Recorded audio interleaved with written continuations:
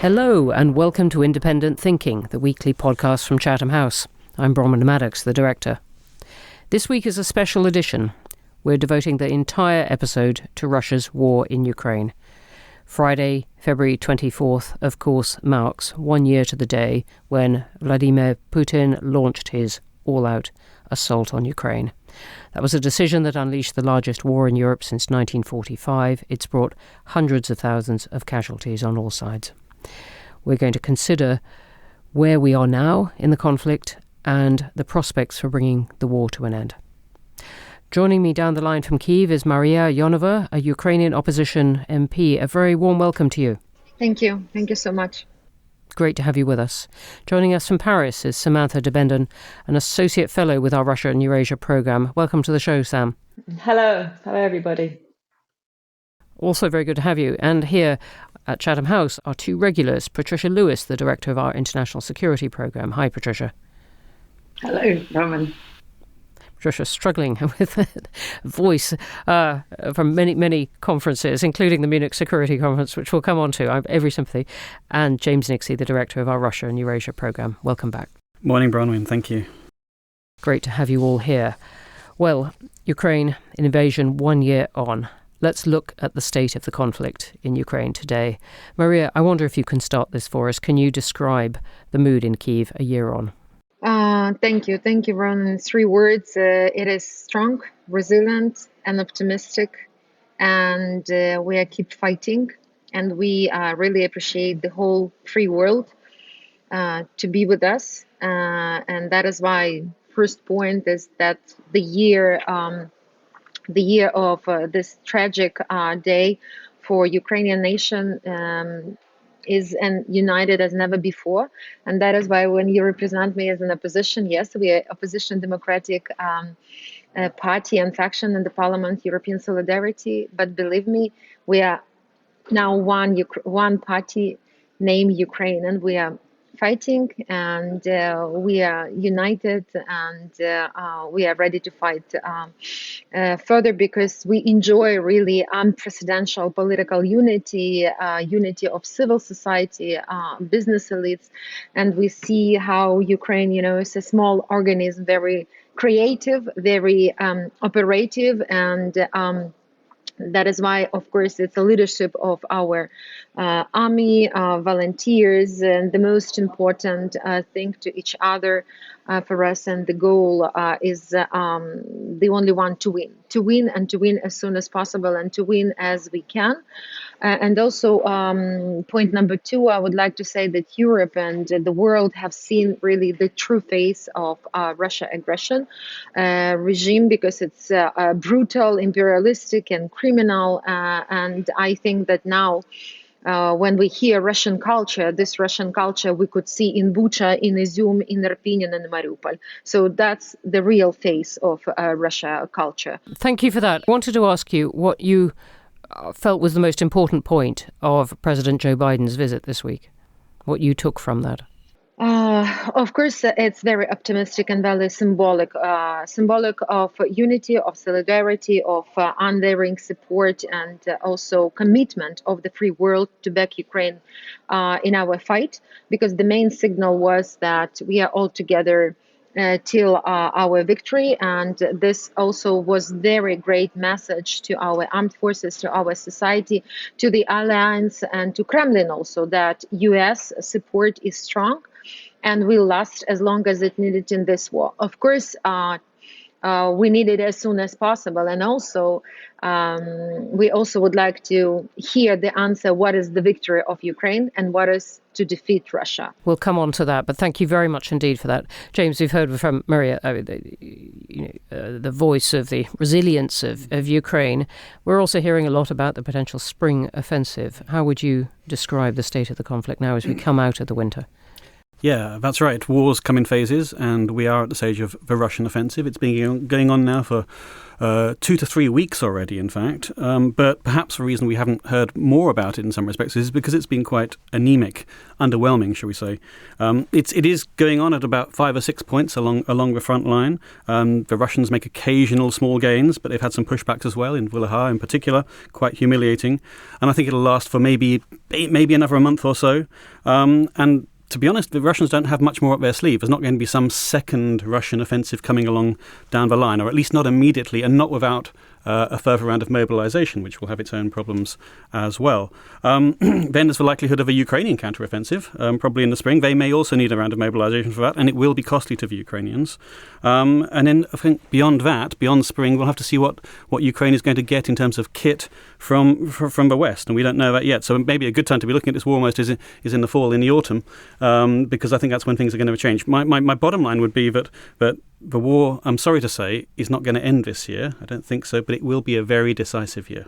And I just want to pick up that point that you had in the middle there, that from now, just coming out of the winter until the autumn, we might be looking at something, not quite a stalemate, but a war that is pushing on both sides, but not really a breakthrough. Pushing on both sides, but not simultaneously, not a breakthrough. I mean, it's very difficult to say the outcome of specific battles in wars, so we can't say much for certain. It's not impossible that the line will implode at one point or another, but I think it's punch and counterpunch. Let me be quite clear. I'm not asking for predictions.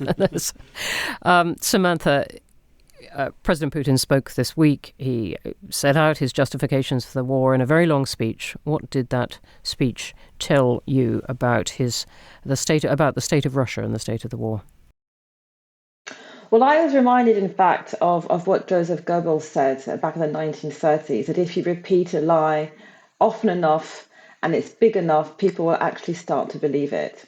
So he gave 2 big speeches this week. Well, he gave one big speech to the State of the Nation. He gave a very short speech yesterday at the Luzhniki Stadium to a stadium packed with about 80,000 people. The narrative that Putin has pushed through is that the West started this war. It was falsehood upon falsehood upon falsehood. In the State of the Nation address, what was interesting was that in nearly 2 hours, he only said one thing, which was interesting, was that Russia will be suspending its participation in the New START treaty, which is the treaty which limits the amounts of nuclear warheads that the US and Russia is able to have. That was the only thing of significance. He had absolutely no battlefield victories to report. Now, the State of the Nation address was supposed to have taken place actually in December, and it was cancelled. The official reason was there were scheduling conflicts. But of course, we all know that the reason is that he had nothing to say. And he had nothing to say earlier this week. The only thing he could say was completely reframe the narrative that the West has attacked Russia. And this was repeated again yesterday to a crowd of people who had often, many of them had actually been paid to attend. And I also work as a journalist, and some of my colleagues have actually been on the ground in Moscow speaking to people who were talking about how they were coerced into going there. It was a 3-minute speech in a 2-hour concert, which is basically the same thing. We have been attacked by the West, and we're defending ourselves. What is worrying about this is that this narrative is being drummed in so much to the Russian population that people are really beginning to believe it, that there's a parallel universe that is being built out there, which is actually quite scary when one thinks about how this war will actually end if there's a population that is convinced, or a lot of them are, that they have been attacked by the West. Patricia, you spent a lot of this week writing about Russia suspending its participation in the New START treaty. How important is it? So it is important, the fact that it is the last remaining bilateral nuclear weapons treaty between the United States and Russia. There are other multilateral treaties in which Russia participates, but there was a veiled threat in addition to the announcement of suspension in New START, the Strategic Arms Reduction Treaty, which was on the issue of nuclear weapons testing. And we hear today that, Putin is saying that the reasons behind suspending participation in the treaty is to develop its nuclear weapons arsenal, which it's already doing. But this would leave, if they abrogated the New START limits, no more inspections, which is part of the suspension, but they haven't happened throughout the whole of the COVID pandemic either. But also stop notifications of missile tests, for example, and in particular at times of crisis. This is really important. And then if they started to look at testing nuclear warheads again, then everything that's been built up in the nuclear security realm, the arms control, the deterrence, the understanding of how dangerous these weapons are, the humanitarian impact of them will be unraveled completely. And we will see proliferation as well, and a very dangerous situation in times of crisis such as now. So how seriously should we take it? Very, on one level, and on the other level, it's part of that whole thing he's trying to do, which is to scare us. So we're in a sort of really difficult situation, I think, in the West on how to respond to all of this. Well, look, thank you all for that. We've sort of outlined where we are now, what the conflict looks like right now, some of the things that happened this week from Joe Biden to the START treaty. Let's begin to look at where it goes from here. And Mariya, I wanted, if you could comment on what Samantha said about the way as she put it, that the Russian people very likely were beginning to believe what President Putin was saying about the causes of the war just because he is saying it so often. You're right. I mean, he's saying the same things during all his power for 22 years. And he also has to say it and to repeat it because he also has to mobilize his people. And the issue is that our point that they will understand totally only when we are, as Ukrainian society, as Ukrainian armed forces, together with the support of our partners, we will demilitarize Russia. And unfortunately, Russia's society is sick because when almost 90% of population is supporting killing Ukrainian and providing genocide in Ukraine, so it means that really this society has need time to be recovered. And in this regard, I'd like to underline that believe us, for example, part of my family, we're under occupation. Together with my colleagues, we are going and visiting different villages, towns immediately after liberation of our armed forces, Kherson region, Kharkiv region, Sumy region. And when we see all this tortured room on the train station, when we speak with the people of this absolutely unhuman issue, so I can say that really Russia's society is sick. But when we are talking about mobilized Russian army, they are good trained. And you know that now, immediately, like these days, we have a huge concentration of Russian army near Chernigov border, on Kharkiv, and on all front line. And that is why we are really asking for more military support for Ukraine to defend our land, to defend our people. And really, our key concern is really the scale of Ukrainian losses. I mean, believe us, the last 2 months, I mean, personally, friends, also one of the relatives, all wounded, all killed, all missing person. And these numbers are huge. And that is why we can minimize all this increase and speed up only by supply of modern weapon and ammunition to Ukrainian army. No, thank you for that point. James, just picking up on that, I mean, this question about what Russians believe and the state of Russia itself, which is absolutely crucial to looking at how this conflict might end. Yeah, absolutely. And I can take it back to the speech that you've already referenced, Putin's State of the Nature this week, because first of all, it really was an almost 2-hour yawn fest. But more than that, I mean, it was. So we can't afford to yawn. No, absolutely not. And I will take it seriously for this respect. In this respect, but it was a lot of self-delusion. There were outright lies, empty promises, and that's my point: is the empty promises. Because yes, he was trying to show up the Russian people's confidence in him, in the course of the war, and in the future of the country. But it's just not going to be that way. I mean, Russia is going to get poorer and poorer, faster and faster as the sanctions bite, and as Russia self-depletes in this war, in the course of this war. I'm not saying that the country will implode. I'm not saying we can sanction our way to victory in this war. I'm saying that the country is propelling itself into a poverty spiral.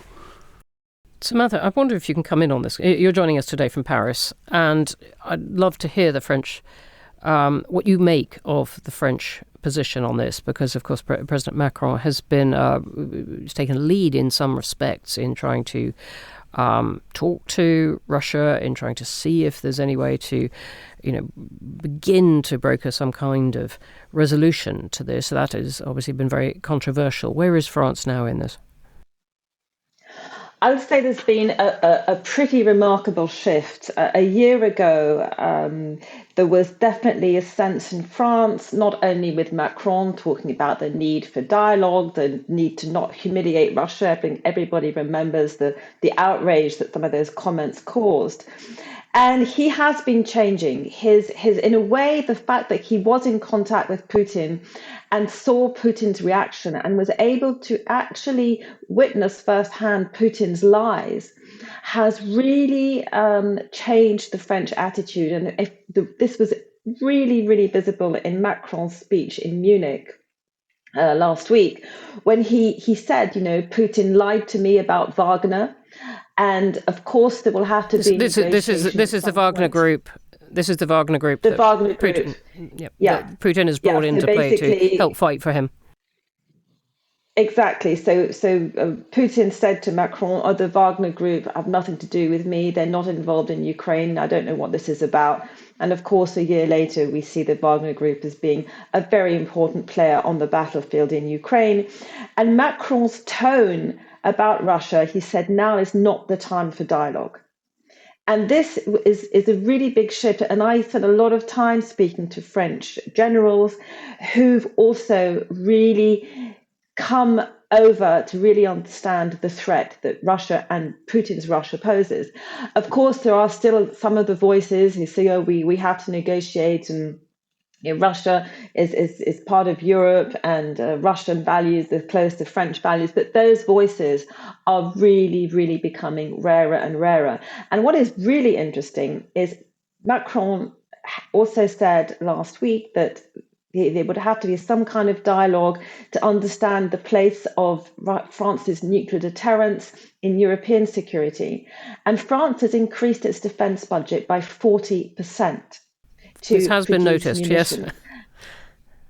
Yes. Yeah. And France would not be opposed to aircraft. That is something that I'm getting speaking to people in the know in France, let's say, that this would have to be something that would be decided at an allied level. But Macron has said this is not excluded, and he has not come back on that. It's a really interesting point you're making, because this is a more. There's growing European unity, if you like, more than it seemed right at the beginning of this. Patricia, I'm going to ask you the big question. You've been working on a set of scenarios for how the war might play out, and there is intense interest in Chatham House and our many supporters and followers about what you're coming up with. Can you just tell us a bit about where you've got to in that? Yes, indeed, and James has been working on this as well, and some other members. James is nodding. Yes, indeed. So we've got various scenarios which have various levels of instability in Russia, various outcomes of this war in the longer run. And what we're trying to do is stress test what these might mean for decision makers, and then what might happen with the decisions they make and the unintended consequences of them. So this is what we're really looking at. And, various eventual outcomes are possible, including increased instability in Russia and in Europe. It could also lead to all-out nuclear war, as is the worst possible outcome. And I think this is what decision makers all over the world are trying to do, is to pass that and try to reduce the worst possible outcomes. But every one of them has got a different idea about how to do that. Yeah, I just want to underline because yes, the big shift has been changed, but again, Russia is still trying to destroy us, and Russia is still would like to erase us as a Ukrainian identity, and Putin cannot change his Mariya, behavior himself because Mariya, I'm really sorry because of the okay. phone ringing. We have to just do that bit again. Phone's still ringing. Sorry. There's a bell. I'm sorry. That's all right. It's a bell. It's a bell. To the plenary. I'm sorry. Don't worry. And that is why. But we really could make him change his behavior. Mariya, I'm sorry. Wait for the bell to stop. It's a really important point. We want. So we'll just wait for that to. Okay. Okay. Thank you. I think you've managed to silence it. That's terrific. Could you possibly start again? Just at that point you're making. So we're on the scenarios, right? Russia is still trying to destroy us, and Russia is still would like just to erase us from the world map and, to delete us as a Ukrainian identity. And that is why Putin cannot change his behavior himself. But really acting together, we could make him change his plans, behavior, and bring him back to reality. And that is why, everyone is saying that we're some afraid of Russia, scared of Russia. They have to be scared of us, of our strong unity and support of Ukrainian army, because Ukraine has never invaded or attacked anybody. Russia has. And Ukraine has never invaded Russia territory. Russia has. And Ukraine has never scaled any war. Russia has. And not only in Ukraine. And I think that a lot of global leaders, unfortunately, they will close eyes on the truth for a lot of years. And I think that this is really a true time, not to be afraid of Russia, to have such great unity and solidarity, and to be not on the words only very effective, but be effective in the actions. Because when we will speak about sanction policy, unfortunately, after 1 year, the majority of Russian banks are still working with the SWIFT. I mean, they are still SWIFT on. And that is why I think that we do not have to, don't wait until it's too late and not to be afraid. I think that this is a great change in the minds of our European and big partners and leaders. Important point. Thanks. Yeah, I was just going to say, I don't disagree with a word Patricia and Mariya have both said, absolutely. And the Ukrainians in particular have been very good at cautioning us against undue optimism. But there is, I can't help but say that there's a possible silver lining. With the poverty spiral in Russia, with the fact that they are depleting themselves, the possibility of an implosion along the front line, the possibility of a palace coup in Russia, the historical precedent of a particularly authoritarian leader being followed by a less authoritarian leader. There is a way out of this which is a little bit more optimistic than thermoglobal nuclear war. I'm not saying it will happen. I'm not known for my optimism. That's really good to hear, James. I'm going to take that as a bit of optimism. But what you're saying, you see, if I'm hearing it rightly, that there's no good outcome with Putin still there. Absolutely. But I think that's done for. The Ukrainians are pretty insistent on that, but I think the West has probably learnt their lessons as well. And Patricia, is that your view in your scenarios, that there's no negotiation possible with Putin there? I think that's absolutely right, and I think he's made that clear as well.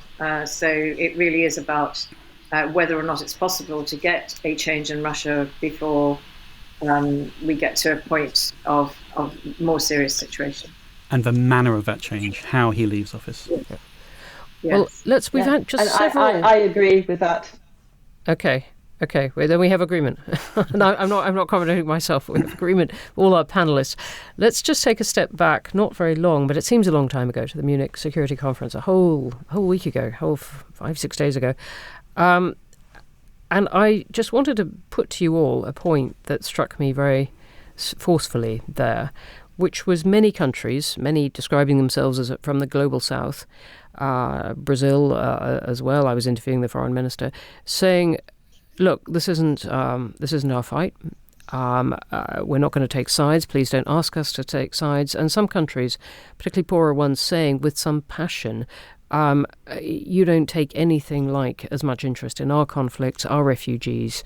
Why not? We're not going to help you in this.